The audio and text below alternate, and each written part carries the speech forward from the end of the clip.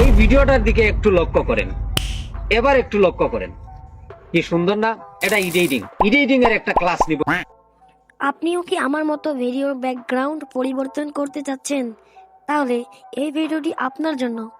তো ভিডিওটি টেনে না দেখে শেষ পর্যন্ত দেখতে থাকুন। আর হ্যাঁ, ভিডিওটি ভালো লাগলে অবশ্যই চ্যানেলটি সাবস্ক্রাইব করে যাবেন।